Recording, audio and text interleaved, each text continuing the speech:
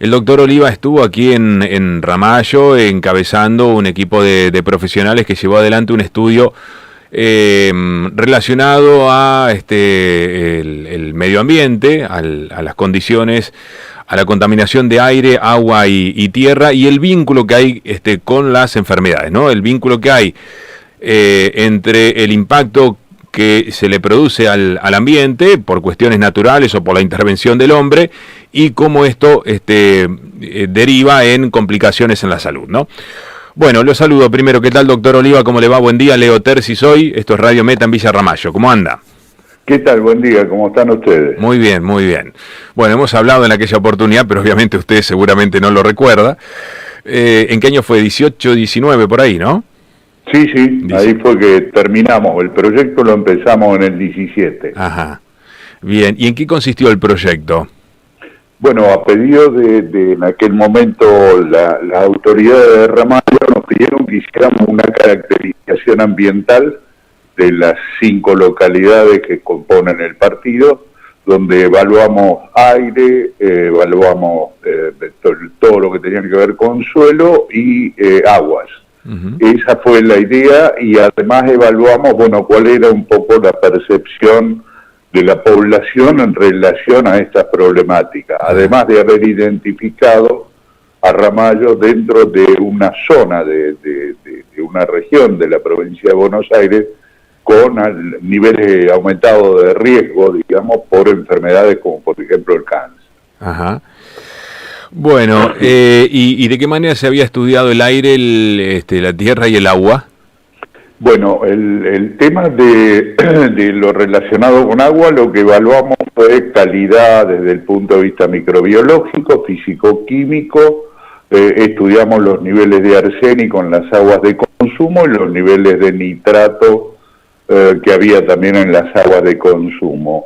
Y desde el punto de vista, digamos, de la calidad de aire, lo que hicimos fue utilizar un marcador ambiental que son los líquenes, estas pequeñas estructuras vegetales, para ver que, digamos, uno de los marcadores más interesantes que hay para estudiar esto, que se utiliza en muchos lugares de Europa particularmente, para evaluar calidad de aire. Y también ahí lo hicimos en las 5 localidades, en distintos puntos de cada una de las regiones. Uh-huh. El tema suelo se estudió desde el punto de vista ecológico, viendo cómo estaban las distribuciones de las posibles fuentes de contaminación y demás, y se definió un mapa ecológico que permite identificar ciertas fuentes de riesgo, digamos. Uh-huh. Recuerdo que usted estuvo aquí en Ramallo presentando un informe, no sé si llamarle las conclusiones o el diagnóstico o algo y algo, y un poco la idea era que había que continuar con esto, ¿no? Sí. Nuestras recomendaciones eran, bueno, por supuesto, primero hacer las remociones. Había un problema de la calidad, de la cantidad de clorificación que estaban utilizando en las aguas, por eso encontramos colonias bacterianas que estaban un poco aumentadas. Se planteó la necesidad de ajustar ese nivel de cloro, que creo que se hizo inmediatamente. Sí.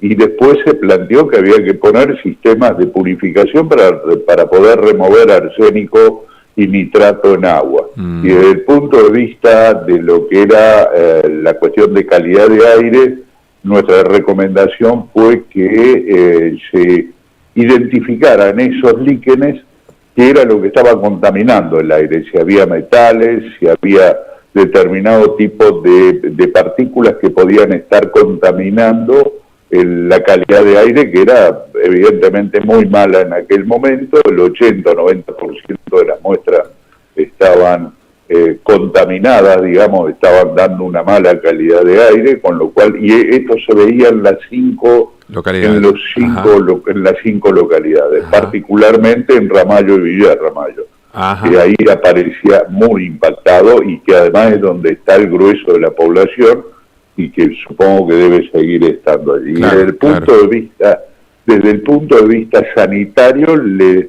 planteamos la necesidad de montar una vigilancia epidemiológica, particularmente con algunas enfermedades como eran cáncer infanto-juvenil, anomalías congénitas y demás, que son las patologías con las que está relacionado este tipo de contaminaciones ambientales. Ajá.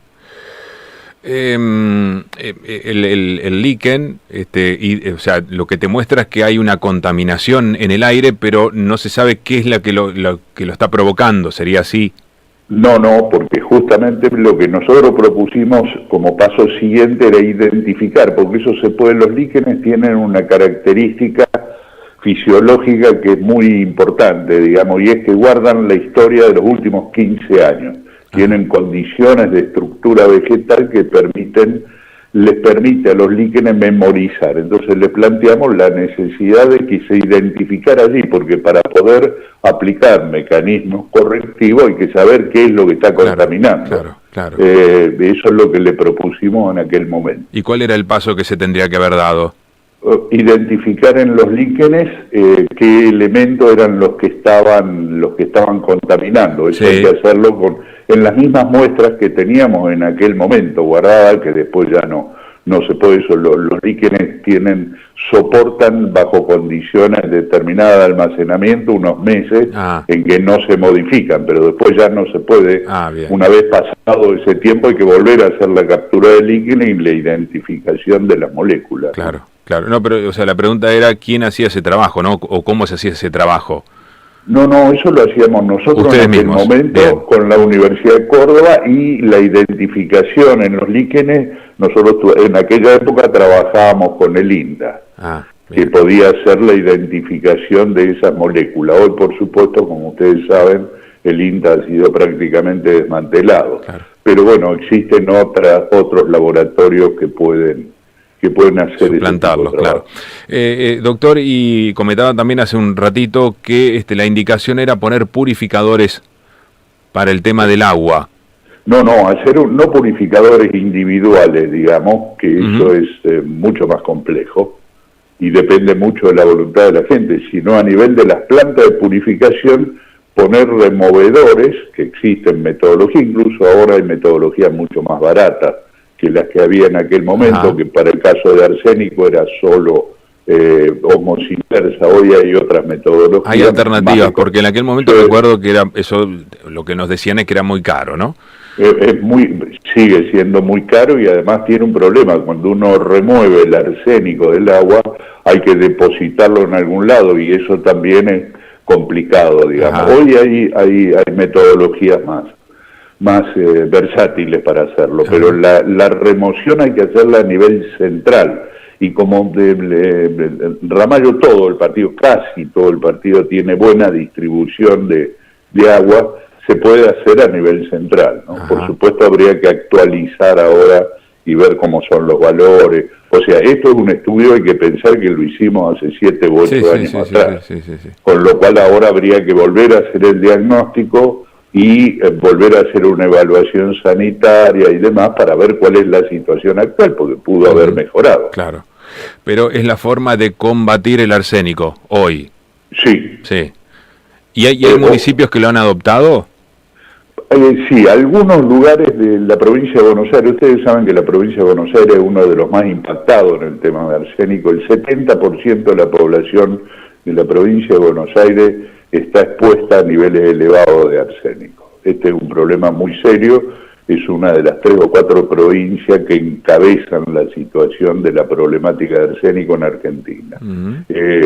Hay metodología, algunas comunas lo han implementado, incluso últimamente ha salido un desarrollo de una metodología, creo que es desde la universidad, si no me equivoco, de San Martín o alguna de esas, que están utilizando métodos que son mucho más económicos y que tienen la capacidad de poder destruir la molécula de arsénico, porque si no, eso que se remueve del agua empieza a dar vuelta por distintos lugares y vuelve a contaminar. Claro. Bueno, eso es una cuestión que hay que actualizarla, discutirla, ver las factibilidades, pero que había que hacerlo hace ya varios años atrás, digamos. Qué bárbaro, qué importante, qué tecnología, digo, ¿no? Sí. En metodología, lo que pasa es que la vieja metodología de la ósmosis inversa tiene un alto consumo eléctrico, y eso es un costo. Lo que impacta más allá de la infraestructura que hay que poner es el consumo eléctrico que tiene. Entonces, por eso es caro. Siempre se trabaja en buscar metodologías nuevas, que básicamente estas últimas que han salido son a partir de energía solar y una precipitación química y destrucción de la molécula. No quiero entrar en aspectos técnicos, por favor, porque son complejos. No, pero más o menos uno se hace la idea en qué consiste, ¿no? Esto de los removedores. ¿Bien? Sí. ¿Y con los nitratos qué habría que hacer? Con los nitratos lo mismo. Lo que pasa es que son metodologías un poco más económicas, que permiten remover, eso se hace básicamente con columnas electroforéticas de magnitud, por supuesto, y hacer lo mismo, remover la molécula y precipitar la molécula de nitrato. Es mucho más fácil en el caso del nitrato porque se puede volatilizar, pero volatilizar en otros, o sea, cambiar la calidad de molécula del nitrato, porque no todas las moléculas de nitrato son tóxicas, ¿ok? Entonces la metodología en general es modificar la molécula. Por supuesto, siempre hay que evitar, en el caso de los nitratos, la fuente. El nitrato, a diferencia del arsénico, que es un elemento natural, que está en las napas, que está en los acuíferos, el nitrato en general es por contaminación humana, básicamente, y esa era otra de las recomendaciones que habíamos hecho en aquel momento. Básicamente hay que tener cuidado con los feedlots, porque uno de los grandes contaminantes de nitrato son la acumulación de animales en superficie muy restringida, donde la orina de los animales contamina mucho las napas. Entonces hay que tener cuidado con eso, con la distribución de los feedlots, en qué lugares ponerlos, de qué manera, cómo controlar la salida de las napas de los feedlots. Bueno, había una serie de medidas que nosotros habíamos recomendado en aquel momento. Bien. En algún momento usted dijo también que habían identificado que era un municipio con rasgos de enfermedades del tipo del cáncer, ¿no? Asociado con esto de la contaminación. ¿Qué más me puede decir sobre eso? Bueno, lo que nosotros detectamos digamos, no se pudo hacer un estudio sanitario específico en aquel momento sobre el partido de Ramallo, pero sí pudimos identificar, en base a los registros nacionales que había a partir de las partidas de función, pudimos identificar un aumento de riesgo. Primero, que el partido de Ramallo estaba dentro de la provincia de Buenos Aires, en una región que tenía un 50% más de mortalidad de cáncer que el resto del país.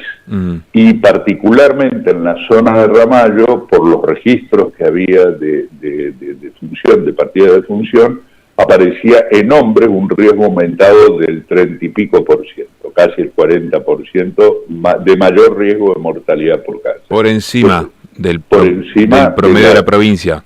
Sí, de la provincia y de la nación, que era lo más preocupante, digamos, ¿no? Coincidente además con estos niveles altos de arsénico, con estos niveles altos de nitrato, que son las enfermedades que normalmente están asociadas a estos niveles aumentados. Ustedes la información la habían obtenido a través del acta de defunción. Claro, hay un registro nacional que se llama DEIS, que es un registro que pertenece al INDEC, y que ese registro registra todos los certificados de función que se emiten por cada lugar, digamos. Y nosotros, a partir de esas bases de datos, elaboramos este mapa de riesgo. Bien.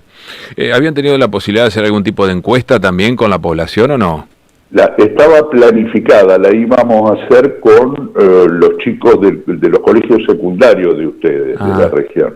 Pero finalmente eso no se pudo hacer, había dificultades para la logística.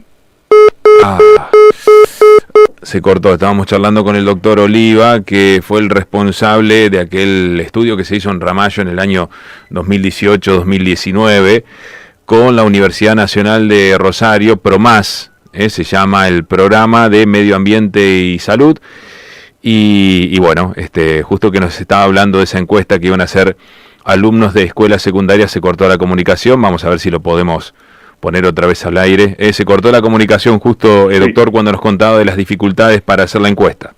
Sí, en aquel momento habíamos incluso hecho algunas reuniones con docentes que iban a coordinar, porque el problema con los chicos, o sea, armar una encuesta para una región como esa con equipos especializados es algo muy caro, porque los equipos son gente entrenada, encuestadores entrenados y demás. Entonces propusimos hacerlo con estudiantes secundarios, con coordinadores nuestros que llevaran adelante la logística de ir casa por casa o con un muestreo muy significativo que nos permitiera identificar además qué tipo de cáncer eran los que estaban y demás, porque los certificados de función muchas veces no sirven para identificar el tipo de cáncer y demás, porque los médicos somos vagos y en general ponemos muerte, paro